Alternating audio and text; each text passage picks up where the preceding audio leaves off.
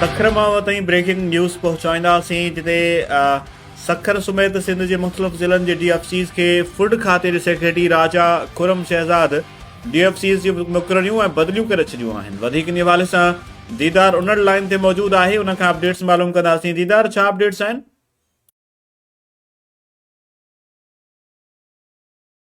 जी बिल्कुल साजिद, सखर समेत सिंध के मुख्तलिफ़ ज़िलनि के DFCs के फूड खाते के सेक्रेटरी राजा खुरम शहज़ाद DFCs जूं मुक़ररियूं ऐं बदिलियूं करे छॾियूं आहिनि। सखर के DFC विशन दास के जैकाबाद मोकिलियो वियो आहे ऐं जुगदिश कुमार के सखर के DFC तौर मुक़ररु कयो वियो आहे ऐं दिलदार कलवर के DFC शिकारपुर रखियो वियो आहे। अख्तर बोज़ार के DFC कशमोर एट कंधकोट इज़ाफ़ी लुक आफ्टर चार्ज घोटकी भी ॾिनी वई आहे, जॾहिं त मसूद अहमद सिद्दीकी के सांगड़ वसीम अबड़ो के DFC ठठो, हाकिम महर के DFC बदीन रखियो वियो आहे।